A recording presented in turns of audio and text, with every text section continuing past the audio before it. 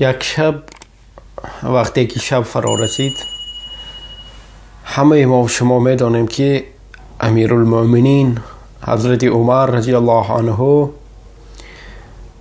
همین گونه پادشاه بودند که آن کس از طرف شب لباسهای خود را عوض میکردند و از کوچه های شهر گذر میکردند تا اینکه از احوال مردم خبردار شوند. و در یکی از شبها وقتی بر آمدند و گرد شهر چرخ میزدند، در کنار شهر یک جای را دیدند که آنجا کسی خیمه گذاشته است و حضرت عمر رضی الله عنه پیش از این آن خیمه را بار هم ندیده بودند و فکر کردند که این چه خیمه باشد و کی آنجا میزیسته باشد. گویان رفتند تا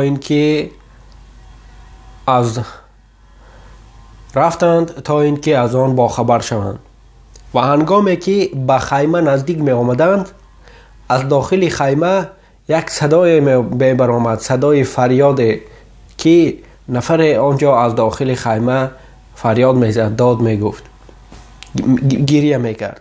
و وقتی که باز هم نزدیکتر شدند، حضرت عمر رضی الله عنه در نزد خیمه مردی را دریافتند و از او پرسان شدند که تو کی هستی و این چی صدای است از داخل خیمه؟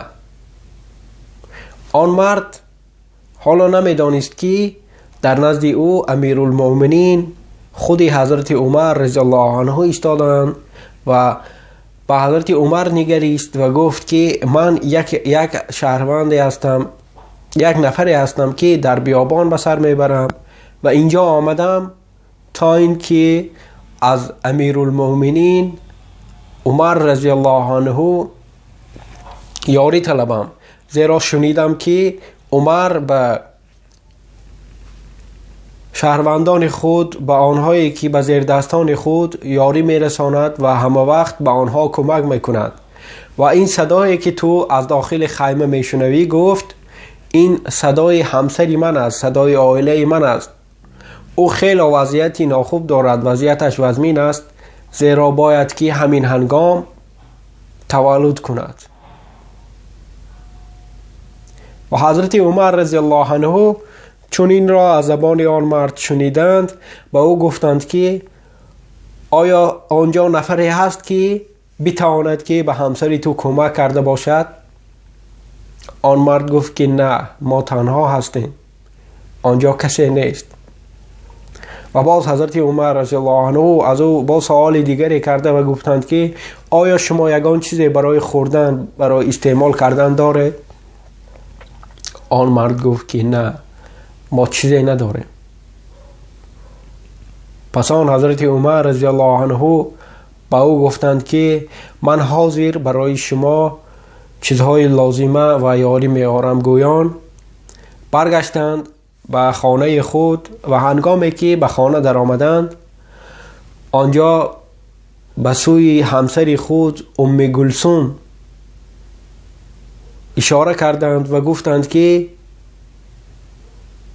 خداوند فرصت برای تو فراهم کرده، آیا میخواهی که کار خیری کرده باشی؟ بعد همسر امیرالمؤمنین رضی الله عنه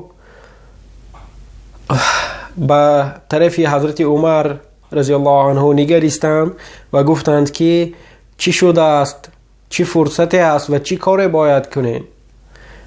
پس آن حضرت عمر رضی الله عنه به طرف همسر خود نگریستند، به ام گلثوم گفتند که در کنار شهر ما یک خیمه هست و در آنجا یک عائله عمر به سر ببرد و آنها آمدند تا اینکه از من یاری بطلبند و همسر او در حالت تولد کردن است. ام گلثوم وقتی این سخنان را شنیدند، با حضرت عمر رضی الله عنه گفتند که آیا تو میخواهی که من شخصا خودم به همین زن کمک رسانم؟ بعدا امیرالمؤمنین حضرت عمر رضی الله عنه گفتند که بله، تو چیزهای لازمه را بگیر برای تولد کنانیدن این زن و بیا همراه ما میرویم، همراه من میرویم.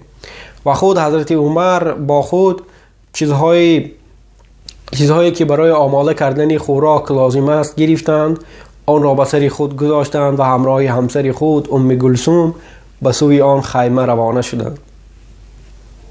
و هنگامی که رسیدند ام کلثوم داخل خیمه شدند و حضرت عمر رضی الله عنه باشد آنجا ماندند و شروع کردند به تیار نمودن خوراک. و دیر نگذشته ام کلثوم از داخل خیمه فریاد زدند و گفتند که یا امیر المؤمنین، به آن مرد خبر برسان که او صاحب فرزند شد و فرزند او پسرچه است.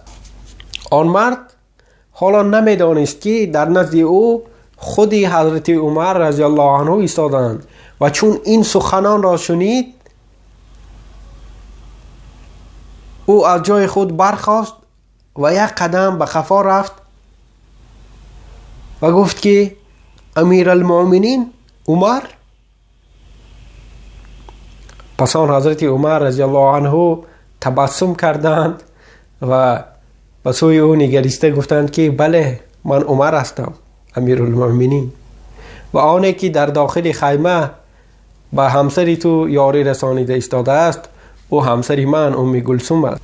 پس آن این مرد به زانو افتاد و به حضرت عمر رضی الله عنه گفت که نزدیکان پیامبر خدا صلی الله علیه و سلم امیر المؤمنین عمر همسر این به همسر من به عائله من یاری رسانیده ایستاده است و خود امیر المؤمنین برای ما خوراک تیار کرده ایستاده است.